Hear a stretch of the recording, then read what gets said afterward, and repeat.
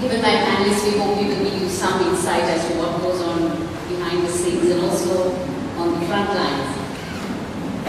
The subject being, who counted the bodies? When Ashok first asked me the question, I actually started thinking, who actually counts the bodies?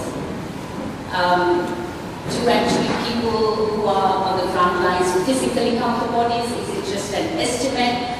Do the enemies that they perceive, do they come up with different numbers? Are the official figures different to unofficial figures? How does one come up with the numbers? Carolin, with your experience from Afghanistan to Iraq to Kosovo to around war zones, what has been your experience? Well, first of all, let me say thanks very much to them at this panel. I feel very honored and a little bit inadequate. I understand that there would be many people probably here in the audience who would be more qualified than I to sit here. So first of all, thanks very much. I'm allowed to be here. Second, if you ask me who counts the bodies, I would say, well, it's not only about who counts the bodies. War is never only about bodies, it's about souls also. There's many, many injuries and violations of human rights that cannot just be called body counts.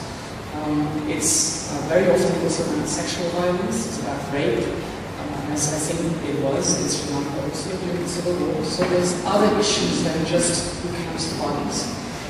And I think the first instance is usually the families, it's the relatives, it's the people who suffer, it's the civilians, it's the mothers, it's the daughters, it's the sons who are looking for the people who went missing. And they begin to search for those who got affected. Next, I think it should be, in any region of crisis, in any war zone, it should be independent, founding internationally, people who actually investigate how many people were killed, what kind of violations of human rights or war crimes from all sides can we account for.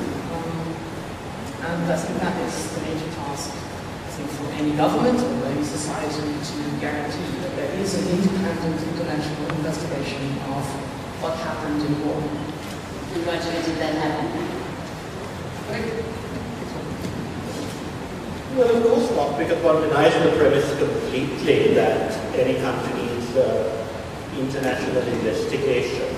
And I think it's really rather sad that some people in the West seem to think that international means credible and that it also requires Western input.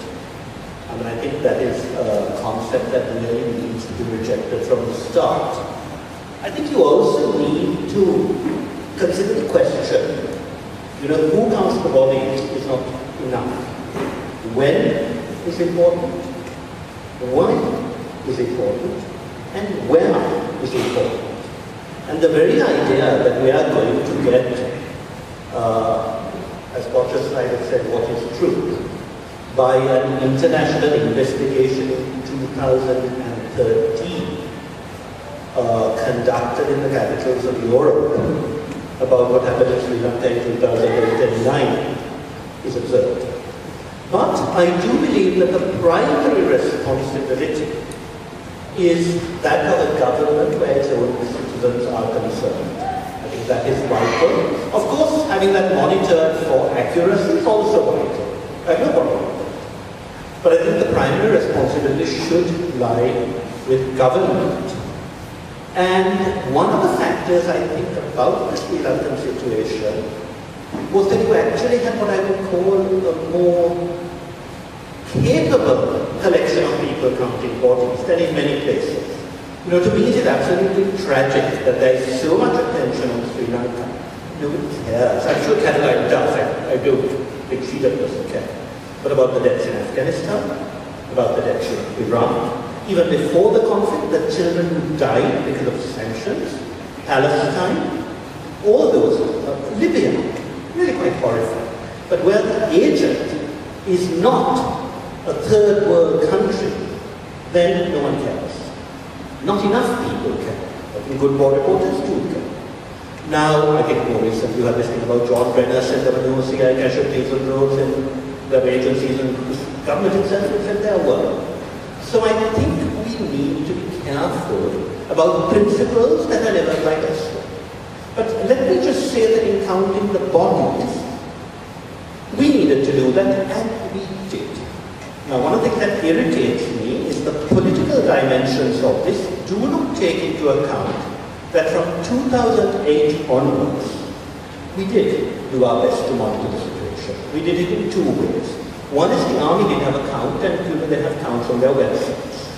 Unfortunately, there was a tendency in reportage to claim that more, with inverted commas, terrorists had died and fewer soldiers. But that is not part of any war that has been going on all the time since the time of Thucydides.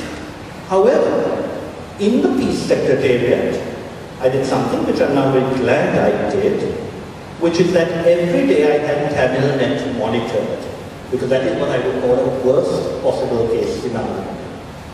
And I got lists regularly, and they're all here, of the number of casualties alleged by TamilNet. And I would then inquire from the military. They thought I was a bloody nuisance, but I am a bloody nuisance, everybody knows that. And I asked them to report on anything that seemed to me excessive.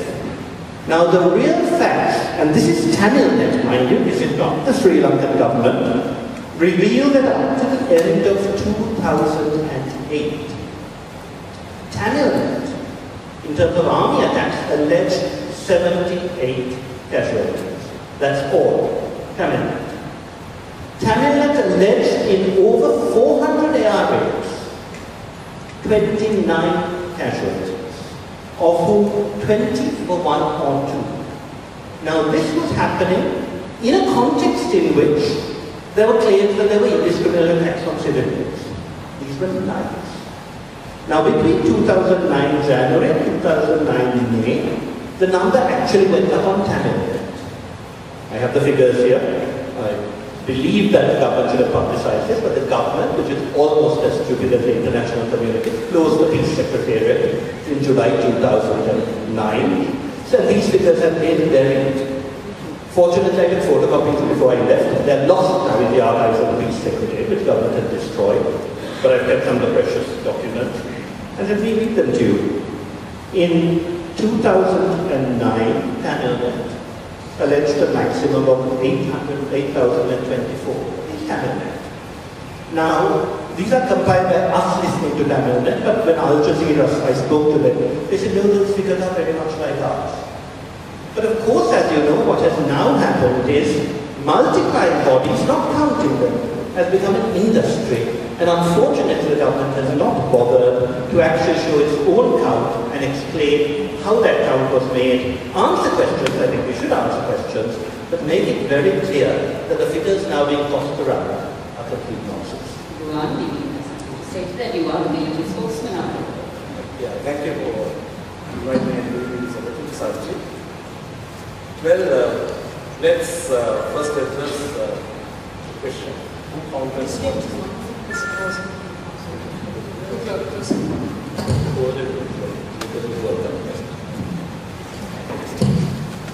Who actually counted the bodies? Well, the bodies are counted. The soldiers count the bodies of their comrades. What about the civilians? What about those massacres? I will count them. And the authorities count bodies, civil administrative authorities count the bodies of the civilians who have perished. And the terrorists counted the bodies of those terrorists that perished in the conflict. But the interesting fact is, these numbers differ, as Professor Rajiva said, and they differ not by marginal amounts, they differ in vast amounts. Let me just show you how different these figures could be.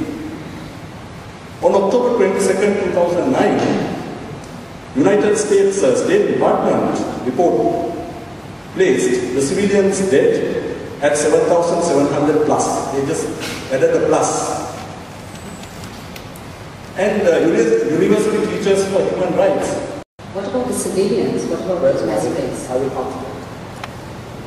And the authorities found bodies, civil administrative authorities found the bodies of the civilians who have perished. And the terrorists found the bodies of those terrorists that perished in the conflict. But the interesting fact is, these numbers differ, as Professor Rajiva said, and they differ not by marginal amounts, they differ in vast amounts. Let me just show you how different these figures could be. On October 22nd, 2009, United States State Department report placed the civilians dead at 7,700 plus. They just added a plus.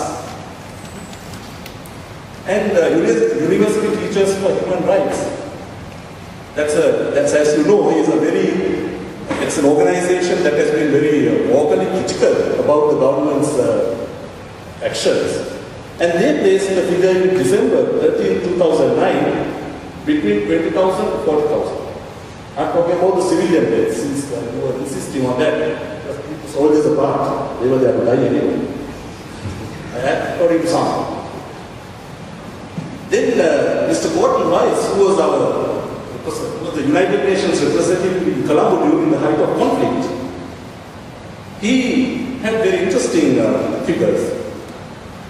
Being the person, the organization that he represented, counted the bodies to be 7,721 civilian deaths, and this report was never published. And they depended on the reports from the hospitals, the non-governmental organizations, which were very active until the very last moment, and the civilian authorities, and several other critical sources. But then this report never publicized. 7,721 did appear in so-called panel of experts in the Darusman report. However, it was not published officially. Now the interesting point is, when he wrote the gauge, this 7,721 became 40,000. As Professor said, he has been very good at maths. His multiplication at least is good. He has multiplied it to 40,000. How? We don't know. Then, in the international ICT,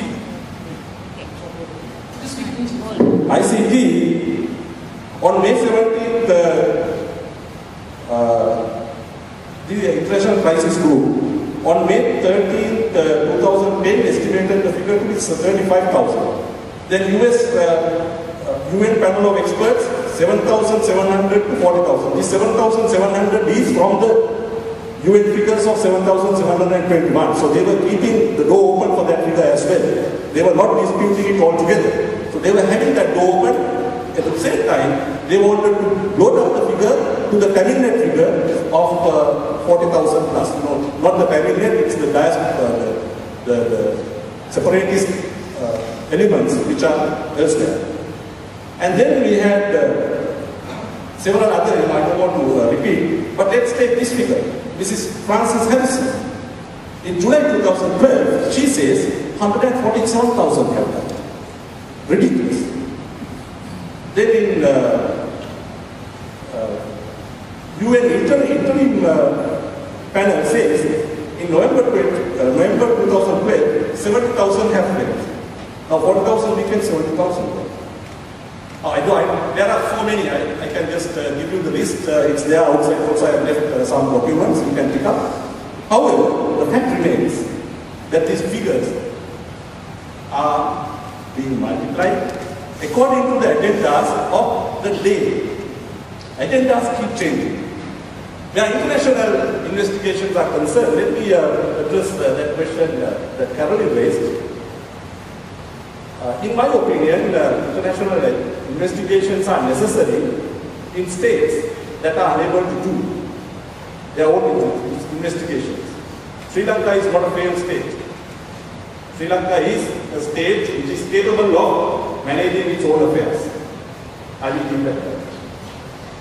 Leonard, you've You were in Jaffna towards the latter end of the war, and then you came back into Muleke later.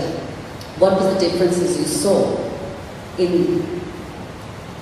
during the war in those zones, and then in the aftermath of the war?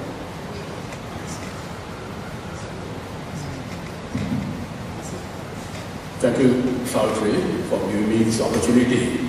I'm coming from the field, so I am a field commander.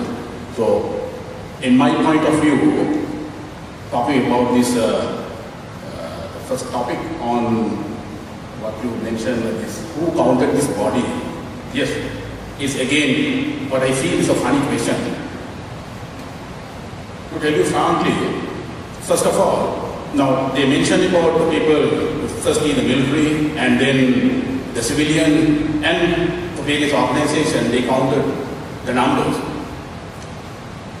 For me, I look at a problem in a positive angle. That is, mainly, ladies and gentlemen, past is past. We mustn't harp on the past, what we are going to gain. If that is so, we will have to drag everything deeper into what happened in the past. And who are these crusaders? Who are these emissaries, peace emissaries? How they came and what they did, atrocities. We go into that detail and come up one by one. And also, now, there is the question, who counted these bodies? What about just look back around the world, what's taking place? What's happening on the other countries? How many they have gone and asked this question? Who counted the bodies elsewhere? It may be Pakistan, Afghanistan, Iraq, or any other countries. Who counted these bodies? Who is responsible? This is Germany, this is our own country. And when you look at it again, we think positively, way forward. It's not that looking at behind. You can't resurrect the person who's dead, even if you harp on those. What you are going to do? Now, in fact, Carolin said, it's not only that death, rape, other all injustice caused. Yes, I'm asking the same question. Ask from the other countries also. And come back. Come clean. If you are clean, you also clean. So this is what I'm asking from you all. Justification. Everywhere. So in this forum, I won't tell you anything more than this, because this is what first we must question is how. Before you question the other. If you try to point a finger, there are three against you. So, Carolin, you were trying to yes, I'd like to say a few things, I think three. The first one is speaking both as a German, coming from a country that has caused great suffering and havoc in many European countries during the last century, has committed horrendous crimes. Being born into a generation that still feels guilty, collectively guilty, for the crimes my society has committed. And as a war reporter, let me say the following. The past is never past. The war is...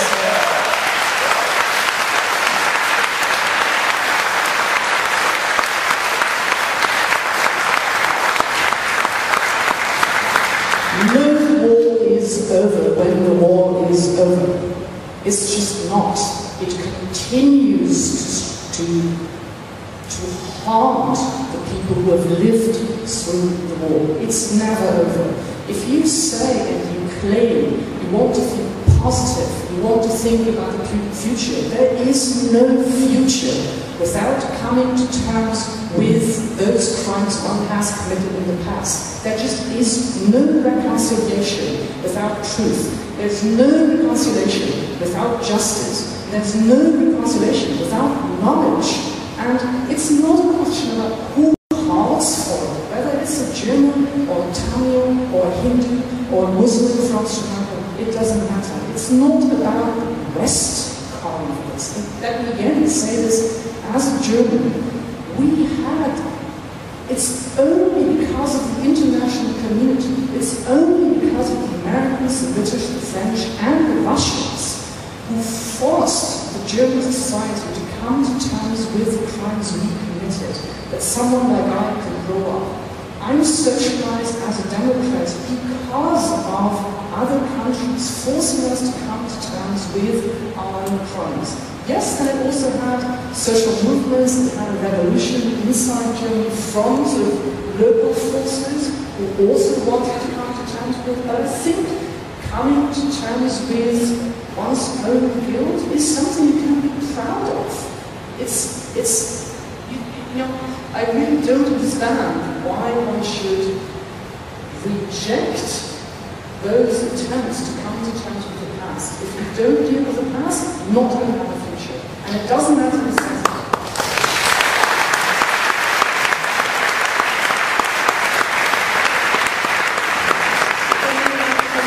One last thing. I think also the standards that you should apply, they're not the standards from the West.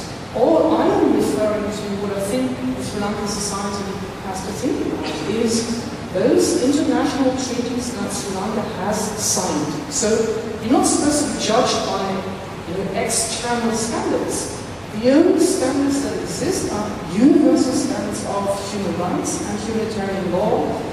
Sri Lanka is party to the treaties of 4th Geneva Conventions. It's Article 3 that refers to internal armed conflict. So it's not about imposing external standards. It's the standards that Sri Lanka has set itself for. Thank you.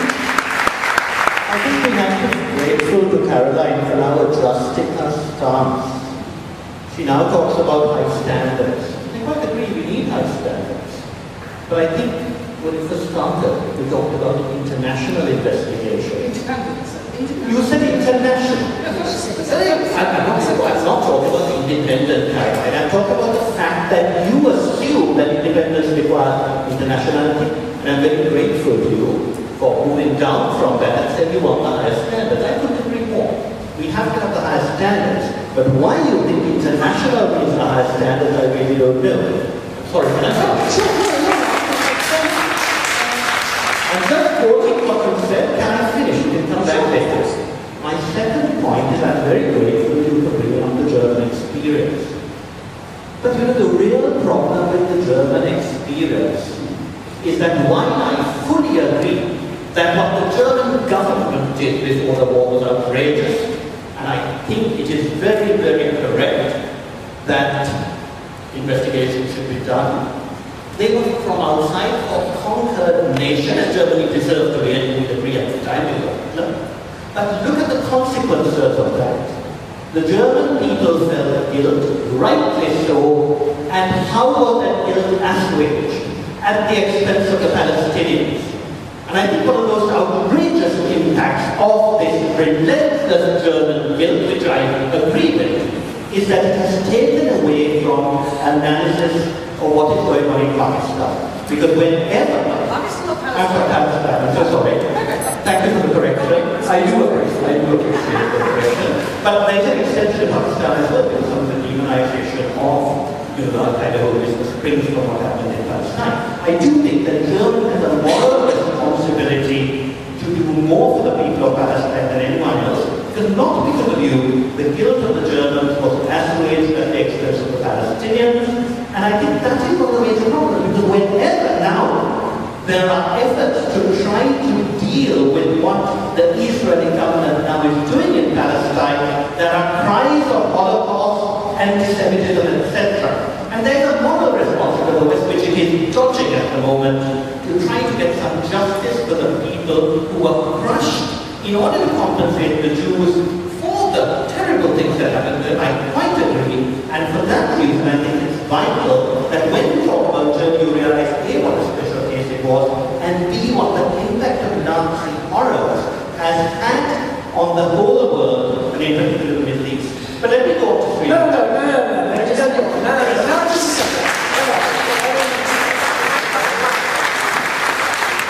Excuse me, but this is what we call a brilliant red herring maneuver.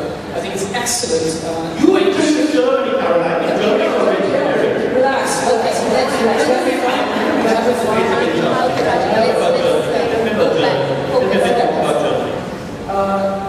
well, I mean, I think you decide what to talk about. Most happy to talk about movies. Actually, an excellent movie, so that's fine with me. No, we can't. Incredibly uncordial to gentlemen. So I think I'm happy to answer all the questions that you pose.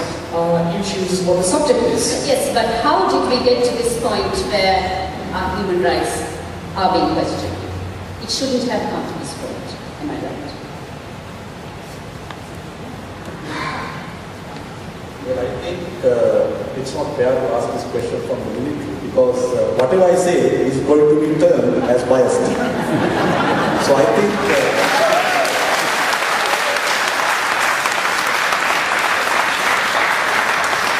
so this perhaps is a question that should be asked from an ununiform source.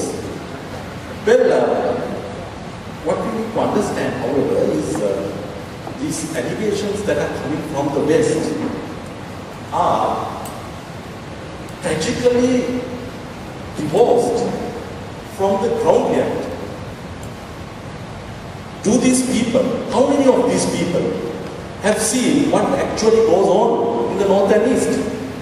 Well, let me pose this question to you, ladies and gentlemen. How many of you have gone to North and East? And how many of you have spoken to the people there?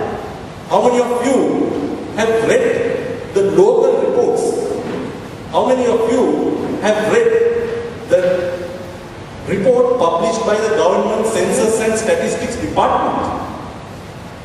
And let me tell you, this department's report is a credible report because it was done by the Department of Census and Statistics, not using the people in the south.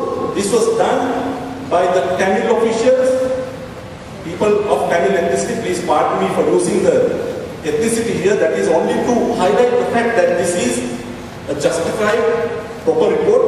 And this report has come out with figures. How many of us have seen these figures? How many in the international community has seen these figures? So this is why I say that these allegations that are now leveled against the country are totally divorced from the ground reality. Well, yeah, just one, and Rajiva too. In your various roles as military spokesman, as Secretary General of the Peace Secretariat, former, and as Secretary to the Ministry of Disaster Management and Human Rights, I'll start with Ruwan first. Have you ever had occasion to lie or twist the truth in your line of duty?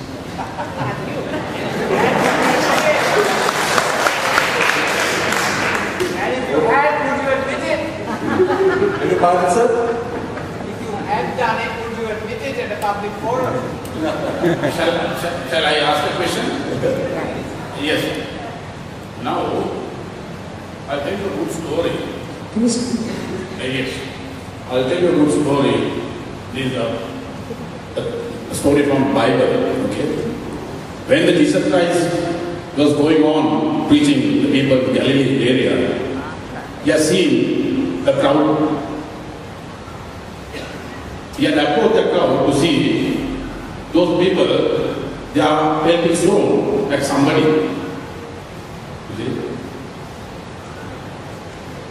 Then he saw that a lady was buried deep up in her neck. And that was the punishment in those days, severe punishment. You see? He stopped. Then and there, he said, look, I'll give you a chance to throw stone at this lady. First of all, tell me, the first person who comes forward, have you ever done anything? A single thing. If you are done, you can't do that one. Otherwise, come forward and do the so, please. Tell you all keep your hand to your chest and see whether you all are suitable enough. Everybody in this world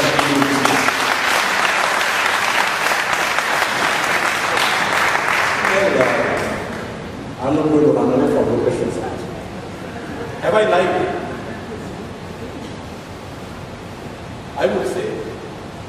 In your line of duty, this is. In my line of duty, I would say I have not. Because I took over as a military spokesman recently, and I have had all the figures laid out on the table. Beg your pardon, ma'am? Okay, the figures were already laid out as you initiated the question. The figures have already been counted. So they are all here. So there is no reason to lie. We talk about facts and figures that are recorded, documented, and there is no lie in it. Of course, there are differences. The cage might leave the numbers at 40,000, and the Government Census and Statistics Department has laid the line at total war-related deaths to 7,768, if I remember right. I have report, if you want, I can get the exact figure, but something over 7,000. And UN internal report, internal country report has placed it at 7,721. So likewise, the figures are all available. There is no reason to lie. During the 5 years, I have made one mistake, which I genuinely thought was the case, and I'll explain why I did that. But I think, well enough, Savithri, I don't lie. I was the first person in England who actually said that I thought the figure of civilian casualties between 5 to 7. I was attacked by both sides after that. And the then Attorney General said, why did you say that? And I said, because I think it's true. And then he pointed to me, and I appreciate that. He said, they will make use of it.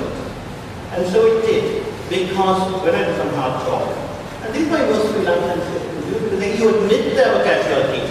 I think not a question of admitting. Any idiot knows that in a war, especially when you have human beings, there will be civilian casualties.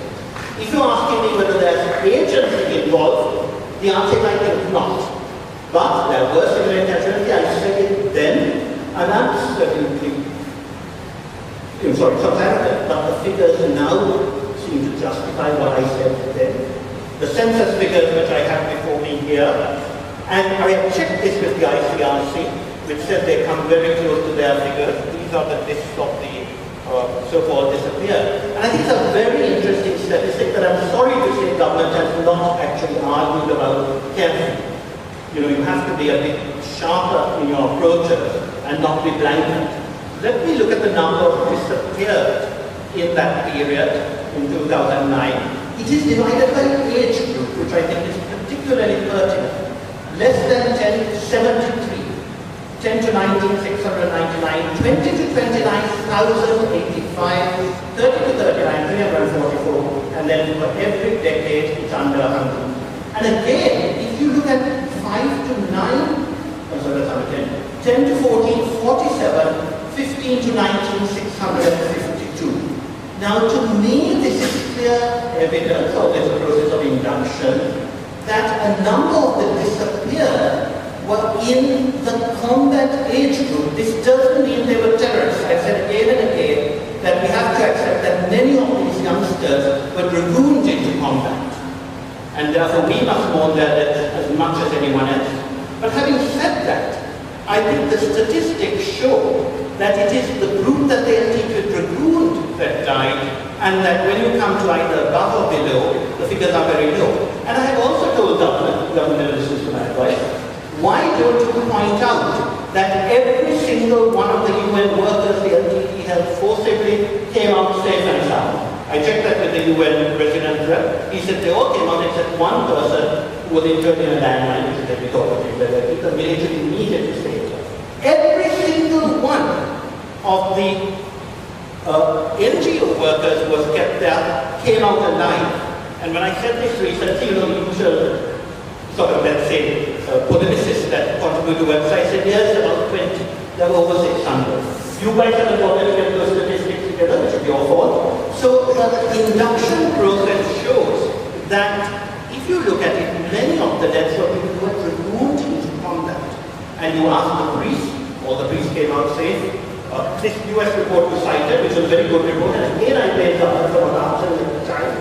Actually has accounts of, let's say, the Tamil that said the hospital was sheltered. Our satellite photographs show that the hospital was standing a few days later. 181 church, the LTT sheltered at 2041, that's testified to that. So these are areas where you have to argue. Unfortunately, we are caught between two stools.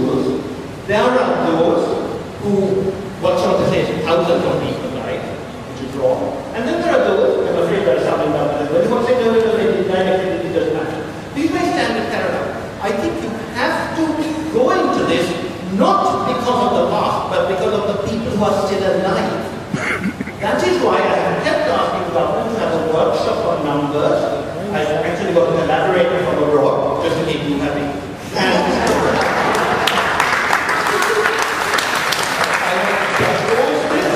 And I said we must do it because ultimately what we have to do is assuage the grief of those who are left. There are arguments, you know, this really rather dogmatic assertion of no reconciliation without accountability. You never saw that said when the dictators of South America, who were imposed by the Americans, were got rid of, they waited 20 or 30 years. You never saw that said for the Western-dominated regimes in Africa. You know, the sole business of human rights. You know, there are Europeans who say, you know, the Chinese are going there, and the Africans told me, well, now at least there's competition. No one said anything when the Europeans decimated us and took everything and imposed dictators who oppressed human rights. Double standards are not acceptable, but the principles, the high standards, have right.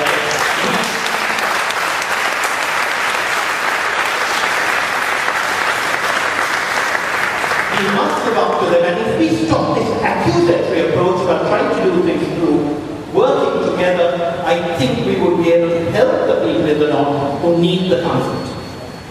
I'd like to open the floor to questions, because I think we're running out of time, while Carolin does reply.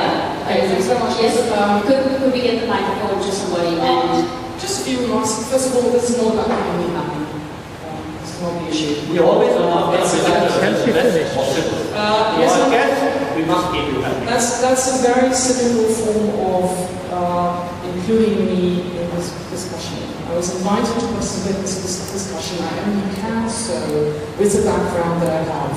I try to be as honest and sound as I can, coming from the country that I come and having the expertise of 14 years of war coverage. If I may say so, I've covered for 10 years the causes of Palestinian people. I'm really the wrong German to address. If you want to ask the question about the question of yield and the consideration of the situation of the Palestinian cause, I'm really the wrong person to accuse of this. I didn't say you were good. I said please. Now without answer. It's been really rude, and I address it only with the audience cannot know this. So just, you know, let me assume that we're on a panel with certain standards of cordiality. Second, it's really not about imposing double standards. Really not. It's really not about Sri Lanka having to address questions or accusations from outside.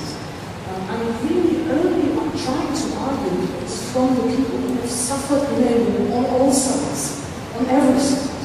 And if you look at that, I think the question of why at all should it be relevant to think about an international commission? You're totally right. Of course, the question is totally reasonable to say, why should the international community get involved in this at all? Why isn't it possible to have an independent commission that's internal independent commission? I think the answer is only because this was an internal conflict. And because it's very hard to find people who are not affected by either side of the factions fighting in this conflict. So that's the only reason why an international commission might help, because they are a little bit less affected, evidently, than anybody who's local. So it's more about imposing anything, let's forget imposing anything from the West. Now, one last thing, you've mentioned other dictatorships in South America or in Africa. I agree with you. Of course, there's also the question of how did they come to terms with crimes that were committed. I also agree that the time factor is very important. This is a very soon moment after the Civil War is ended. I also know from Germany it took a long time for the German society to come to terms with on its own terms. So indeed, I agree with you. Time is an important factor. But if I look at the other countries that we've mentioned, or the regions that we've mentioned, take Chile, take Kenya, take South Africa, the kind of commissions that we've had a very different mandate than the one the Lessons Around Reconciliation Committee here in Sri Lanka has had. The mandate, both, as you know, in Chile and South Africa was a clear mandate, was to really investigate crimes against humanitarian law, crimes against human rights. So I think the mandate here that we've had was more limited than the mandate the commissions had in both Chile and South Africa. If I could just say, Caroline, I have read your record, and that's why I started by saying you were an exception. But you are here on the courtesy of the German government, and I'm now talking of the government. I know there are wonderful individuals in the West who have the highest standards, and I started by saying I recognize what you have tried to do. So I wasn't accusing you of having double standards, but I do think a little bit more sharpness with your own government would help. Secondly, when you talked about the fact of the different mandates, I think also there are differences. Chile is only now going through this, so is Brazil. It's so many years after. Nobody in the West wanted that sort of commission at the time.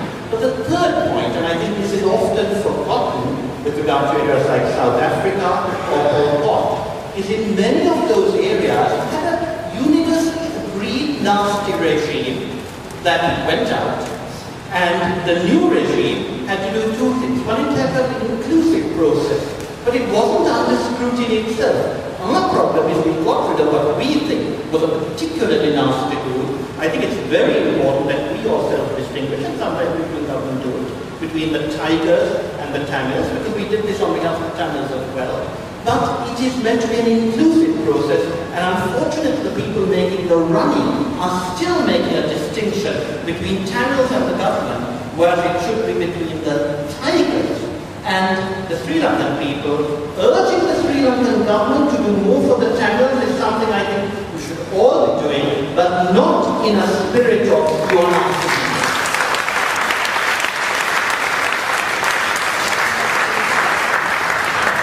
One more question which I'd like to direct to Carolin and our gentleman from the Armed Forces before we close, and that is, Carolin, in your book, there was a phrase, the mass graves, the plain being real, the high emotions, and the dead eyes. Now, to be as human beings, whether we are fighters, whether we are terrorists, whether we are regular civilians, do we get sensitized, desensitized at the end of the day? Do we get desensitized by looking at such problems? Yes, when we are faced with the realities involved. I think you have to distinguish between whether it's images or whether it's words. I think there's a risk if there's too many images, gross images, massacre sites that might desensitize people. I think words don't. I think there's a huge difference between imagery and text. So what you're saying is imagery desensitize? Might desensitize, I think. People might just not look anymore. But I think there's another more, for me, there's a very important issue about desensitization during war times, and I think that is that, as I said before, war is not over when the war is over. So I think what happens is that, there are breaches of law, there's, people tend to think that because someone is a terrorist, they can do whatever they want with such a person. I think the desensitization is what happens during war, and then to return to a normal society, a democratic state. I think it's very, very important that we somehow realize that we now are in a peaceful society again, and that I think is a real risk of war, is that it desensitizes what we can do to other human beings. Well,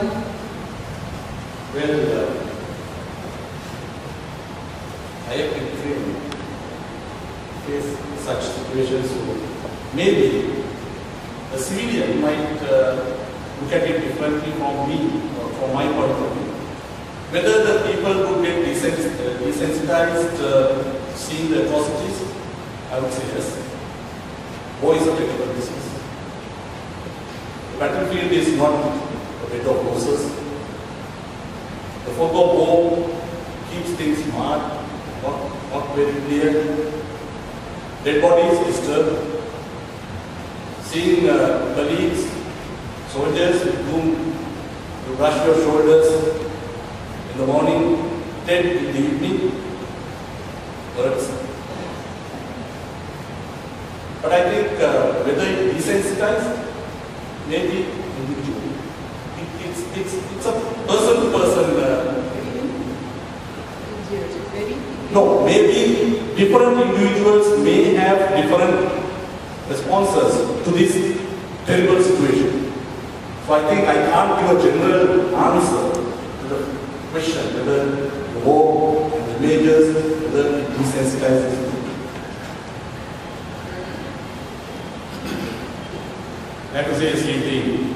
Because I am on the soldier, there's no difference, the same feeling. But the only thing is, here, when we look at a dead body, whether it is civilian or dead body, one thing, we have our self-control, otherwise we can't go on. So that is how we got it, because of the training, and our training that discipline the soldier. So discipline counts a lot. So in this kind of environment, we can't be harming on this dead bodies. We have to go forward.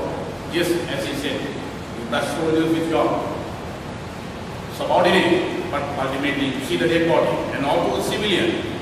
What they are our brethren. You also feel for them. But only thing is the discipline, the training, that keeps us moving. So should armies, particularly terrorists who come into the normal democratic process, should they be eventually be held accountable for their actions in time?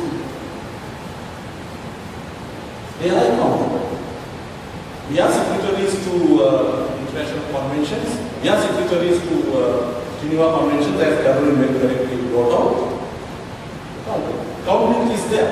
So how many members of the Sri Lankan army have by now been tried? How many? You say yes, the soldiers of the Sri Lankan army should be held accountable according to the treaties that surround their side. How many soldiers until now have been held accountable? How many soldiers have been tried? You yourself, I think, mentioned earlier that in war, collateral civilian damage occurs. But I think people should not be held responsible for collateral damage that takes place. The war is not, as I told you earlier, it's not something without thought, there is no 100% clarity in it. Let me tell you one thing. No, let me tell you. Who was benefiting by keeping the civilians around them? Were we? We were not.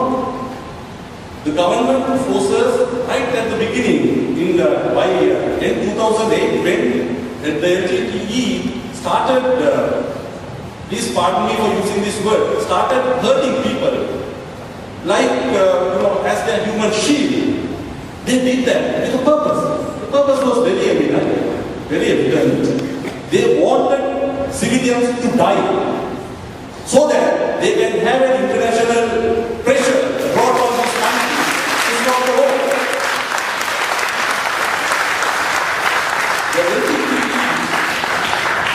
The LTTE did that purposely.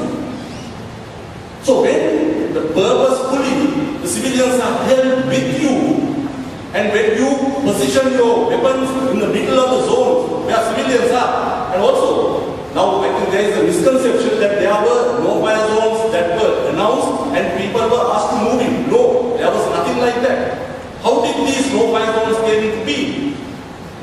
The government monitored where the people were, and those places then were demarcated as no-fire zones and given instructions to the armed forces to stop firing into those areas. And that was a unilateral action by the government. It was not an agreed zone where people were asked to go. We did not ask people to go anywhere. We asked people to come to the safe zones out of the combat area. But LTT did not allow them to come out of the combat area. They kept them in the combat area for their advantage to ensure that there is deaths, to ensure that there is damage to the civilians, so that they were expecting the international community to come and rescue them from their inevitable defeat. So this reality has been forgotten after 3 years, 4 years. Now you are talking about numbers, whereas the reality, the ground situation that prevailed at the time has eventually been forgotten. That's why I said that the arguments that are put forward in most forums are completely divorced from the actual ground reality that prevails.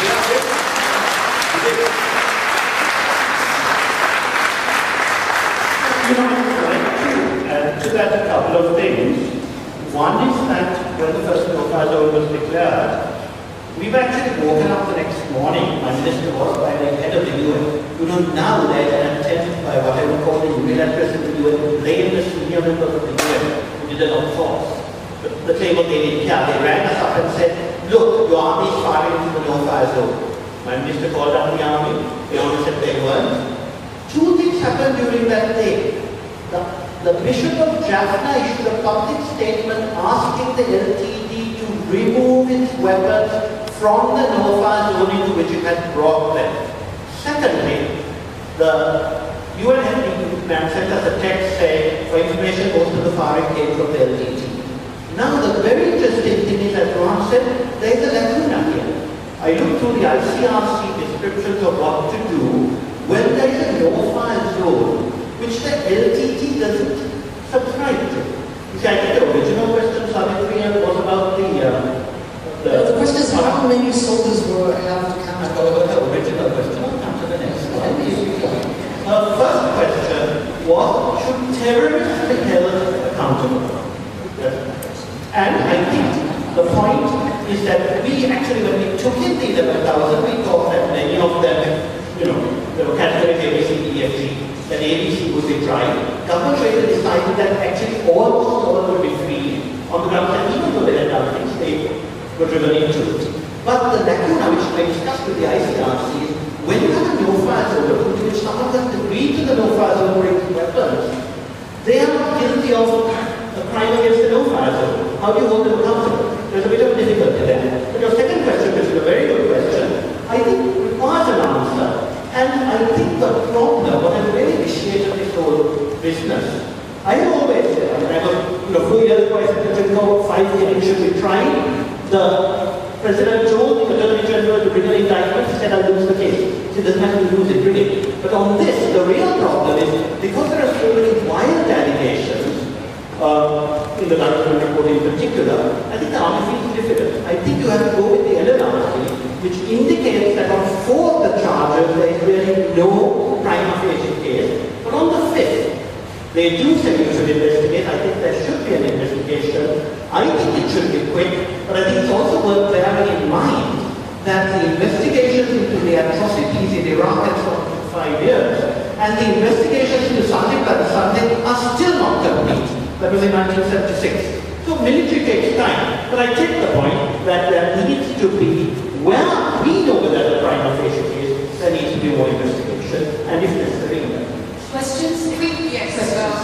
It's very nice that we are sitting here, a mature audience, and we've discussed this openly. As far as what I got was, this was a question. The question was, who counts the body? Relates to all over the world, wherever we have had conflict. But sitting in Sri Lanka, yes, we've gone through this, and it's this thing. We've got to know who counts the bodies, and yes, some of us feel international, I wouldn't say pressure, help or assistance should be there. Some of us feel that the governments are mature enough to handle it. My question, coming back to our main question, is we all know who's counting the bodies now, but from what period are you counting the bodies? Is it just the armed conflict, or the period that led to that armed conflict between the two forces? The period where there were suicide bombings? Are you counting from the initial period, or the figures that we are seeing are only for these years? That's my question.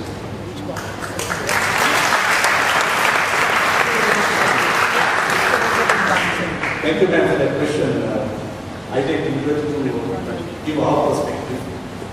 You are very right. We are only talking about a specific period of the conflict. The conflict that has gone on for more than 27 years. And although the atrocities that happened during that time has been forgotten. I think I will just leave it at that. Everyone knows what the LTT has done. And I don't want to go on repeating the same thing. And I have left some CDs and books outside. You can, on your way out, please pick them. And you can see the figures there itself. So, I mean, right, we have forgotten the actual scene. So the numbers are, when you say specific period, which period are we looking at? When you say, no, No, she's asking about who counted the bodies before. Sorry, my question is, the count is from when the conflict actually started in small bursts, or the armed conflict which happened, which then finally led to the entity being finished. We all know the means that the entity resorted to were wrong. It has nothing to do with what ethnic background you are. Armed conflict anywhere is wrong. So my question is, are you counting the bodies? That's our main topic for today. From when it started in the 80s, if I'm not wrong, or from the 2008. That's my question. We as a government are counting bodies from the day one, from 1981, the death of the first soldier, and from 1975, I believe, the death of Mr. Alfred Correa. So we count the bodies since then. I think we can't just leave those figures out.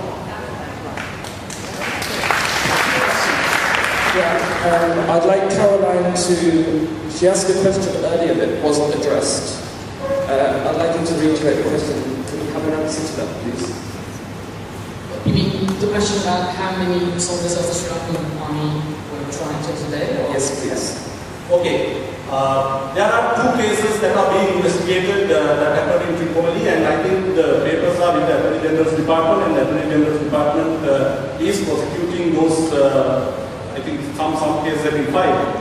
But as I told you earlier, you can't just simply point out an individual for collateral damage. Channel 4, for example, has been giving various stories, but you can't prosecute people on those stories. There are who are you supposing to prosecute? Who can we prosecute? Just by looking at an image? Yes, I think one of the problems all the Channel 4 has now become equivalent to the fifth gospel.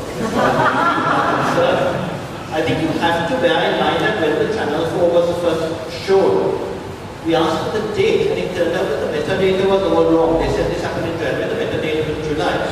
Then people went to go backwards to prove that you can substitute metadata. We have kept asking for them to tell us where this happened and which date. You know, we already have a case of two mistakes. We also found that the second Channel 4 film, contrary to what they told us, was edited. If you watched it carefully, and if you read the UN report on that, and let me actually advise you, please, that this is available on sale at Wijesinha for anyone who's interested in the truth. The Channel 4, the UN report said that it was edited backwards. Those of you who saw it may remember that the first scene had about 17 bodies, I didn't count exactly. And as the film progressed, the bodies came down to about 4. Now, this is a bit surprising.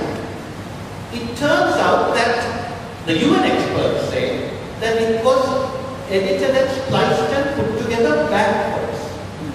Now there may be a very good reason to put together a film backwards. But why don't they explain to us why they did this?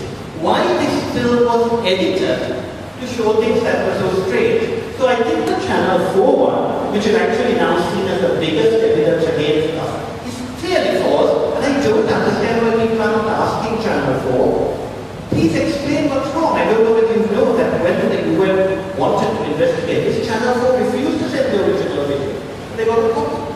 But this is the gospel now. But I take the point that I didn't know what's been suggested is that the areas that Ellen asked the outline, I know you're not moving. One of the, let me say, never these stupid things the army did, and let me say it clearly. In January, I asked the army commander, what are you doing about the LLRC report? And he said, I've appointed 2 commissions of inquiry. And I said, why don't you tell the world you've done this? And he said, no, we don't normally publicize such things. So 1 month later, Robert Blake arrived in Sri Lanka. You know, Robert Blake is also achieving apostolic status now. And he spoke to the army commander who told him the same thing. And what happened? The announcement was because of pressure by the Americans, the army commander appointed 2 courts. And if you guys had taken my advice and announced in January that you were appointed 2 courts, to be very clear, you were responding to their ask. So pardon me for practical. Okay. Let's respond to that allegation. I don't know. Stupidity. Okay. Let me respond to that stupidity.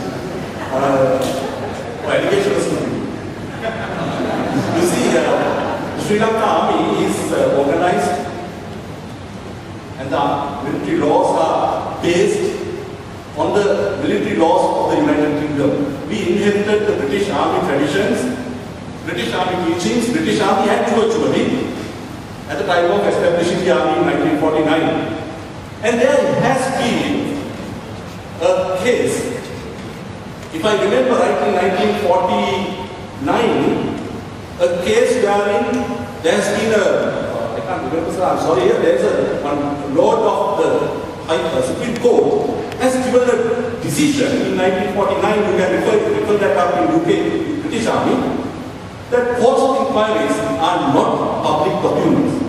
Courts of inquiries are documents that are limited for the military purposes. So I can understand why the Army Commander has chosen not to publicize it, because it is the traditional thing, the Military Act prohibits from us to decide after proceedings. He could have announced that the court had been appointed, and if he tells Robert Blake, that's not a secret anymore. Yeah, just one last word, Helen. Yeah, I think maybe that explains why some people are calling for an external commission to investigate. I mean, that is part of the problem, maybe, that you may have findings that they don't publicize them. The other issue is, I think, still regarding the question that was repeated again. I think, you know, as you know, there's use out-belling and there's use and-belling. So there's the law of going to war when we have legitimate reasons to go to war, and yet there still is law inside the war, and you still have to apply that. So I think when you said earlier there's a form of law, it's very different, there's not always clarity. I think that's not an explanation. I think we still have to have those laws inside the war that apply. And no matter how, I've been to many wars enough to know how complicated and dirty it gets. That is exactly why we have such things. This is what Professor Wijesinha said, ma'am. There is investigation going on. There is investigation going on. Only thing that we are not talking about it because it's a military internal process, and we are not here to discuss the internal military processes. Thank you very much. Actually, ladies and gentlemen, I'm really sorry. We could go on for another 2 hours on this. You know, we have a concert coming up in exactly 10 minutes. Sorry, sister, we really have to wrap up. Please speak to them privately outside or over there.